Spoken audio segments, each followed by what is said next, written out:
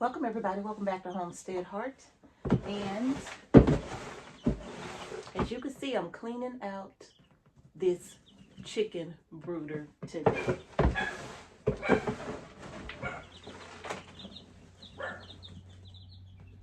And I have to admit,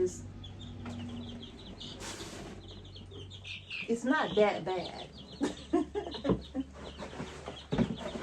It's really not that bad because I had quite a bit of pine shavings in the bottom here, and so far so good. I mean, there is some dust from the feed, the little powder. It just kind of, I guess, got lost between the shavings when they're scratching and pedaling around in here.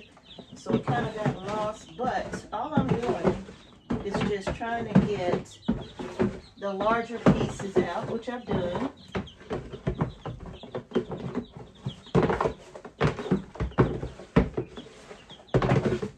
Get all of it out as best I can. And I'm dumping it in another tote right here.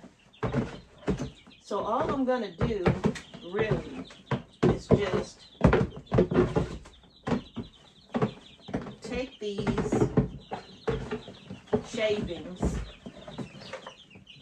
and dump it all inside of the big chicken run outside. That's it. And now all I have to do, there is no moisture in here. There's no poop or nothing like that. It doesn't stink at all.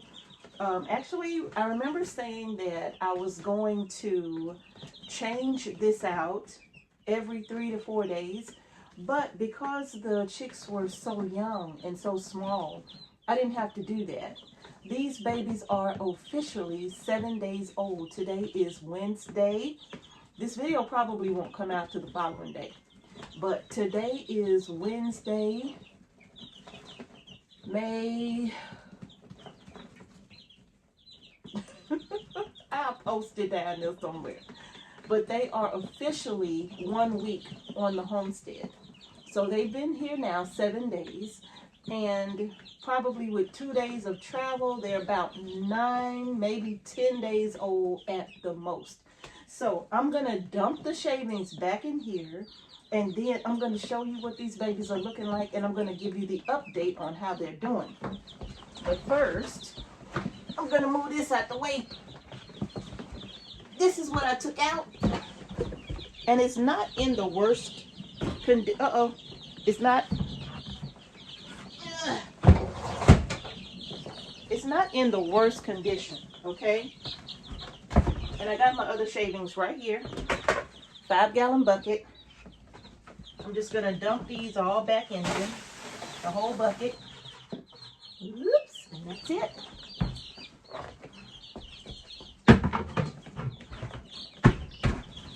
And then I'm going to spread this around.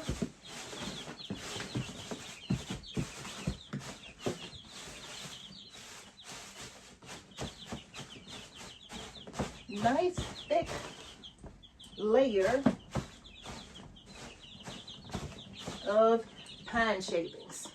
And now I'm going to get these babies back in here. Oh, I got to clean out their water too, because one of the things that they have a habit of doing is kicking the shavings in the water, and I have to come in here several times a day and take it out and clean it. But normally I would put something underneath their waterer in order to help prevent them from kicking shavings in it. However, they were so little that I literally could not do that because they wouldn't have been able to reach in and get a drink. So I just had to come through and do this a couple of times a day, 3 times a day really.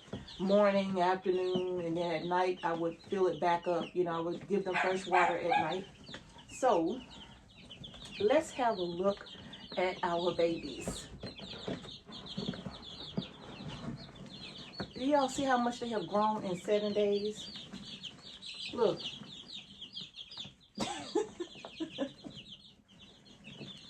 just look at the babies.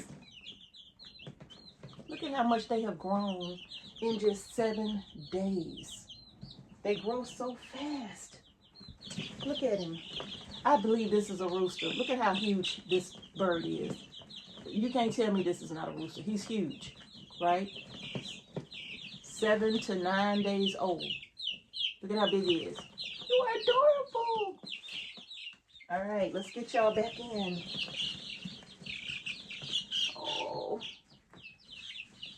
Now, one thing I can say, you all, remember my concern was about we lost one in transit. There was nothing we can do about that. He was already gone when he got here. And then we had 3 that were not looking so good.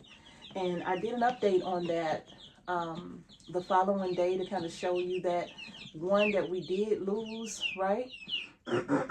But here we are 7 days in, and I didn't lose any more, period. We lost the one because I knew he didn't look good when he came. And there were 2 others that I was concerned about that I really kept. But look at the runt. I got a runt right here. Actually, this could be an Americana because they definitely are not going to grow as fast as the Bresse chickens, right? So this could very well be an Americana. I'm not sure. Well, I'll tell you what. There may be a way I can find out. Let me see.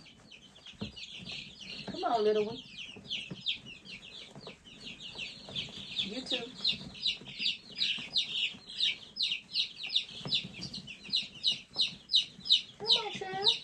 So cute, Sarah.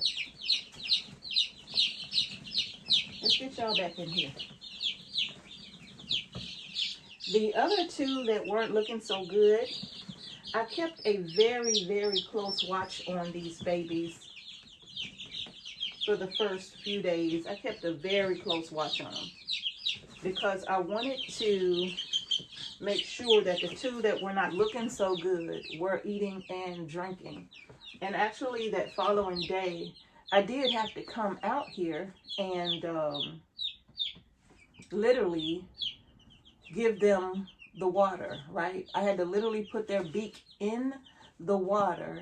And then when they would open their mouth, I would kind of like do like a little scooping motion with them to get the water, you know, hold the water, put their beak in it and kind of do like a little scoop. And then they would swallow, and I would see them doing that. Okay, come on, I know. And the water, I put apple cider vinegar in that water, a capful, every day, every time I changed their water. And I did that for the 7 days. Now going forward, I probably won't have to do that as much. It might go to just being like a weekly thing with them where one of their waterers has apple cider vinegar in it, just to kind of make sure we keep them clean on the inside, and then just do that on a weekly basis instead of a daily basis going forward. Oh, what's this on you? Let's see what that is.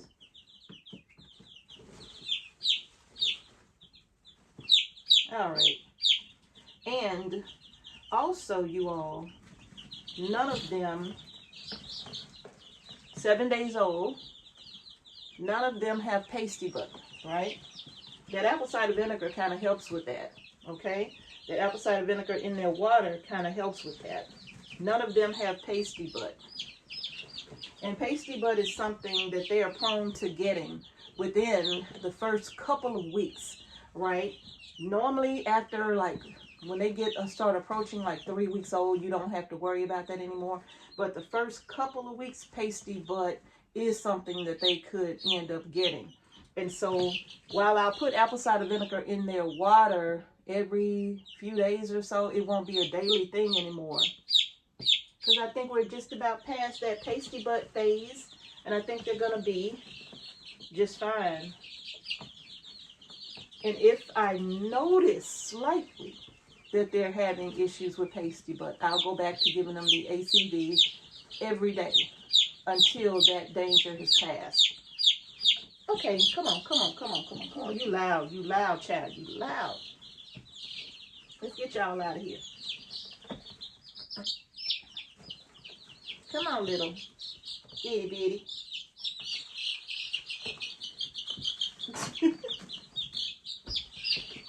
Okay, and then this is the rest of their shavings.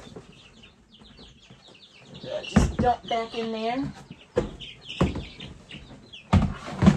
Okay, and I'll just spread that around.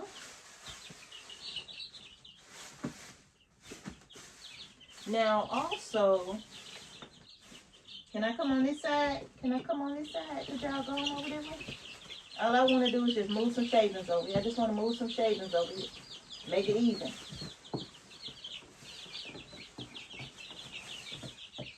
Ew. Y'all got me. You got me. All right, you also. They got me. They got me good. Okay. And also, my little heat plate here, that don't bother me. Getting chick poop on my hands does not bother me. I have had 5 children. Trust me. This is no problem at all. Just got to wash your hands, though. You know, make sure you wash your hands. All right. So my little plate here, y'all, they did make a mess of this. And I had to spray the top of it off. Whoa.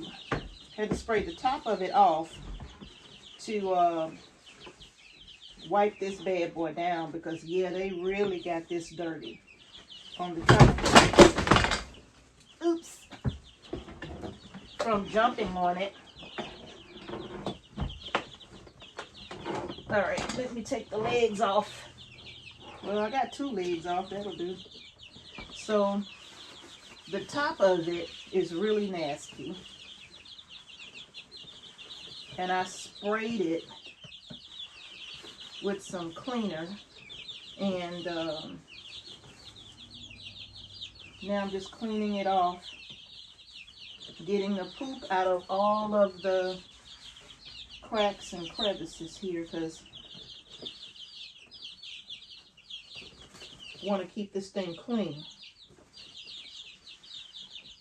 Then I'm going to put that over there with the paper towels. I'm going to put them in with the hind shavings and just dump them in the chicken run, and all of that's just going to break down.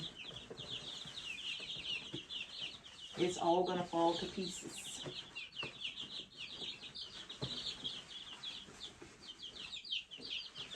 Okay, so now once I make sure that this is clean, you all, because they are a week old now, I'm not taking the heat from them, okay? I'm not going to take the heat from them. I'm just simply going to raise the heat. Now, these legs that are on here, they're already up as high as they can go. I didn't start the legs here at the bottom, because if you put it at the bottom, that means the plate sits very low. And actually having it where it is going to be, let me show you. Where it's that low, that is so short. That's primarily for like quail, putting it down that low. I would use that for like quail. But for baby chicks, I would either start it on the second leg or the very top leg here. And for them, because of how many, I had a lot of pine shavings in here, and so it really raised the bedding up some. So I just put it on the one at the very top. And that allowed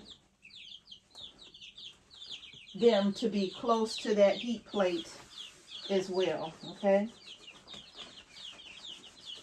That allowed them to be very close to the heat plate. So now I know I'm going to have to raise this up. And what I am going to end up doing is I'm going to end up getting pieces, 4 pieces of scrap 2x4 and placing it under the legs. And that's going to raise it up approximately an additional 2 inches from the floor of this bed here, because they are getting a little older.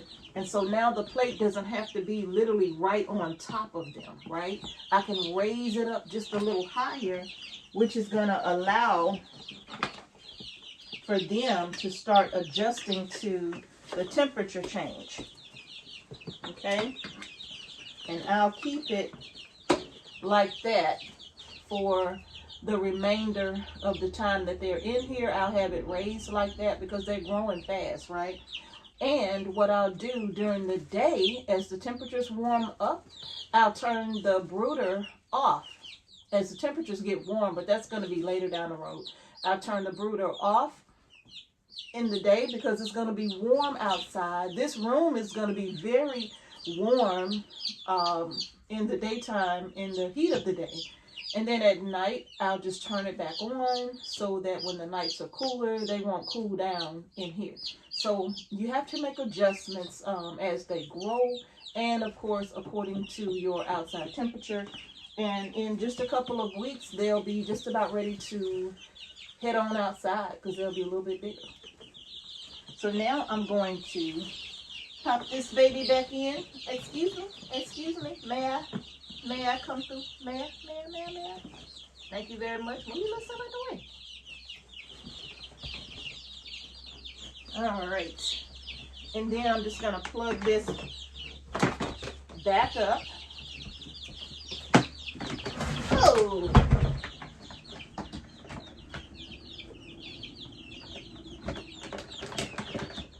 Had to catch myself. Y'all thought I failed, didn't you? But I didn't.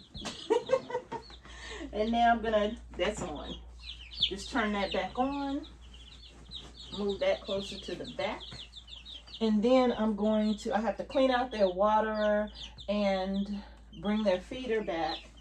But they, as you can see, come on ladies and gentlemen, let's get under the heat. Come on, what y'all doing? What you doing? Stay under there. Come on, let's get under the heat. There you go. Come on. Like, we don't want to be under there. We want you to leave.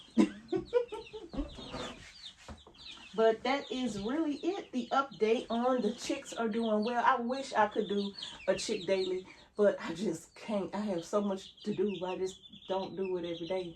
But I am going to try to keep y'all updated at least once a week on how the baby Bresse and the few little Americanas that we have in here, see how they are doing.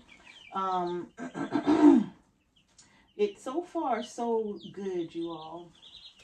So far so good. As you can see, they are very active. Okay. See how he's back up on top of there? I just cleaned this thing. But two of y'all, this is not gonna work. Get y'all yourself down from up there. Thank you. So, and actually one of them jumped out yesterday. So that's a pretty good sign. I have an old screen off of an old window we had. And I'm going to bring that screen in here. And I'm just going to lay it across the top. I keep that screen for things like this. And I keep it outside, but I'm going to spray it down and bring it inside and put it over the top of this tote to keep them from jumping out. And I knew one was out. I keep the door closed to the laundry room because I knew one was out, just in case. Because sometimes we'll open that back door or we'll open the front door, and either Ronnie or Kitty Wit, one of them are going to run in here trying to get some food out of Jackson's bowl, right? And so I keep this door closed just in case when we open that screen door, one of them runs in. You know, these are baby chicks to them. This is just a bird to them, right? They snatch birds out of trees all day. And so we keep the door closed just in case. So we don't want them to harm them. You know, a cat's going to do what a cat's going to do, right? And so we just take precautions there just in case. They don't stay inside at all. But we do keep that door closed just in case, right? So I'm going to bring that screen in and put it over the top. I knew one had jumped out because the door was closed and I was way in the back room, and all I heard was tweet, tweet, tweet, tweet. You know, that's all I heard. And I'm like, did a cat get in here? You know? And so I ran in here, and it got louder and louder, and the door was closed. And when I opened the door, this little one was literally running around on the floor, trying to find the rest of the family, right? And so then we had this conversation. I said, get down. So I popped him back in, and he immediately got back under the heat plate. Oh, it's warming up nice and quick, too. So he got back under the heat plate, and everything was good. So I am going to have to get that screen to put over the top, you all. But as you can see, the baby chicks are doing very well. We are feeding them chick starter. It is an organic chick starter. In fact, I have it right here. It is called, what is it called? It's called Nature's Best Organic Feed, and it's the chick starter grower. Okay, now Mr. H picked that up on his way in when they came in, because we wasn't expecting them that day. So we didn't have a chance to run to Byron to our regular feed store. Mr. H had to grab it on his way in. So we're gonna keep them, we're going to keep them on this. All right, we'll probably keep them on this, maybe one more bag of this as they grow. This bag right here is going to last them a minute. It is, okay? And then by the time they are a couple of months old, you know, they'll be a little bit larger. Then we'll just take them off of the starter and give them just the, I think they have one that's just a grower at our feed store. And so if so, I don't know, we'll see. We'll see. If they don't have the grower, then they're going to stay on the starter grower until they reach a certain age, and then we'll take them off. Usually that's going to be about 8 to 10 weeks for us. 8 to 10 weeks or so. That's why I said probably one more bag of this. And then they'll just be on a different feed. Oh, you pecking me? You pecking me? You pecking me? How rude. Come here. You's a feisty little something. How rude. Don't poop on me, please. Don't poop on me, please. You are just adorable. All right, Big Bird. Come on. Let's get you back in here. See what I'm saying? They just keep getting up here. They poop all over it. I don't know. I may have to get maybe like a, I don't know, maybe some paper towels or a piece of newspaper or something and just put it over the top. This doesn't get hot at all. So I'll probably put it over the top of this just to kind of help protect the, top of this, so that I don't have to come in here and clean it every single day. So I may grab some newspaper or something and just put it across the top, because they're going to keep jumping up here. And then I will just change the newspaper on a daily basis. And that way I can still keep this nice and clean. Now the good thing about this plate as well is that once they get a certain size, if I still need to keep the heat on them without it laying like this, this actually has a different set of legs that will allow this plate to stand up. And then I would put it on the heater setting, because it has a brooder and a heater setting. The heater setting gets a lot warmer than the brooder setting, okay? But you use that when you're standing it up. You don't want that heat on them like this. That'll be just too hot, okay? So yeah, newspaper has got to be. So what I'll do is, at some point, if I need to, I could stand this up and then just put the heater on, and that will push out heat towards this wall here. And of course, it'll keep the heat circulating within the brooder without them getting, you know, cold. So I love this plate because of the functionality of it. So y'all, but come on, get down. You look like you're about to poop. So y'all, that's gonna do it. I'm gonna have to get either some newspaper or a piece of cardboard and put it up here for these little ones here. But that's gonna do it, you all, for this update on the American Bresse. As you can see, they are doing just fine. They are all hiding up under the plate now. And you saw how easy it was to change out the shavings. It's really that easy to just scoop it out in the tote. The tote goes out to the chicken run, and I dump it out there. Any food, because, you know, the baby chicks are going to make a mess. Some of the food or the feed is going to end up on the pine shavings and all of that. It still doesn't go to waste, because when I take this out and dump it out in the chicken run, the larger chicks are gonna, they'll pick through it and they will eat it all. So it's not gonna go to waste at all. I'm glad that, you know, they'll take care of it for us, but nothing goes to waste. Even the pine shavings over time will break down out there in that run. So yeah, but y'all, that's gonna do it. All of the baby chicks, as you saw, are doing absolutely wonderful. We haven't lost any more. So just to recap, we lost one in transit. We lost one within 24 hours of getting here. The other two that were not looking so good, they're all looking good now, right? So I'm very happy about that. They're all looking good. They're all healthy and happy, and they are very active, moving about, okay? So far we have the Black American Bresse, and we have Splash American Bresse. And he did send me the hatch rates for the Splash, and it is very low, right? It's very low.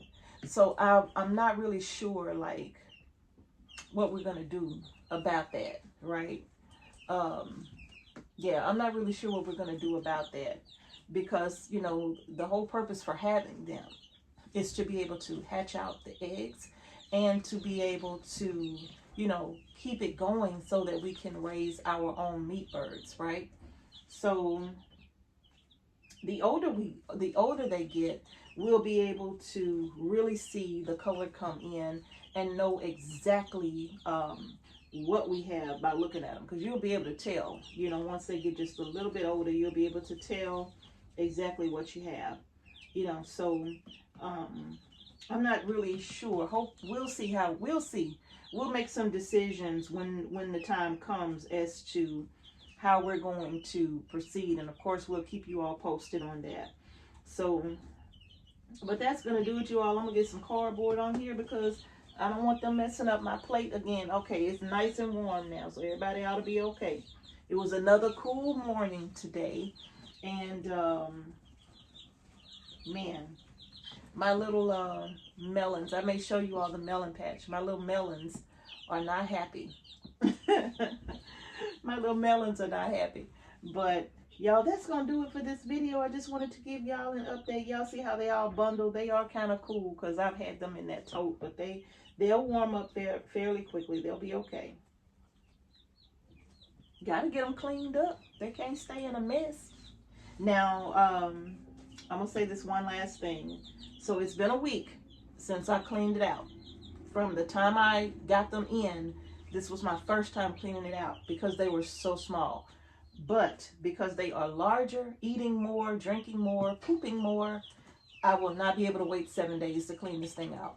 So I probably will be cleaning it out again in another 4 days. I'm still on the first bag of pine shavings. Typically, if I have the chicks inside in a brooder before they go outside, I typically may use about a bag and a half of the flakes pine shavings. I don't really like the fine pine shavings too much. I don't like them. They just make a mess so much easier on the inside. So I buy the flakes. And so in about 4 days, today is Wednesday. So probably Sunday, Monday morning at the latest, I'll be changing this out again. All right. So that's going to do it for this video, you all. I hope you all are enjoying our little chick updates with our American Bresse, which is our choice for raising meat birds. We did not order any Cornish cross whatsoever. No, we did not. You know, for us, we're going to have to make this work. We still have some Cornish cross in our freezer from the last time we processed our meat birds. And so while we are depending on these to grow a little faster, you know, within that 4 months, so they can start laying eggs and whatnot, you know, so we're thinking this is May. By September they should be laying eggs, right? Now for us, we don't like hatching out baby chicks in the late fall into the winter months because it's so hard to keep them warm, right? And so we don't like doing that. We prefer to do all of ours early spring so that they have all summer to grow, get fully feathered, and be strong enough to handle the winter months without any heat. So we don't like hatching out chicks in the fall. We just don't like doing that, okay? So it's just too much work, and we have enough to do, so we don't like doing that. So you all, I don't know what we're gonna do. Mr. H is thinking about, you know, maybe we should, you know, get more Bresse in for now, you know, just in case. So, you know, we have, like I said, we're gonna talk about it, but he's thinking about that, and we'll see. We don't know. We'll see. But in any case, you all, that is gonna do it. Y'all flapping y'all wings and stuff. Y'all are doing so well. Look at y'all just flapping about. You scratching, pecking around. I just love it. Did you poop on my... Now don't run now. Don't run now. I'm gonna need you to stay off of the heat plate. Can you do that for me? You're not gonna do it, are you? You're not gonna do it, are you? No, you're not gonna do it. All right, little one. Don't fly off. There you go. So y'all, that's gonna do it for this video. If you haven't done so already, go ahead and give our video a thumbs up. Don't forget to subscribe to our channel and hit the notification bell so you don't miss any videos that we upload to our channel. And thank you all again for watching Homestead Heart. Peace and blessings to each and every one of you. We're gonna see y'all in the next video. Get y'all some chicks. Raise your own food.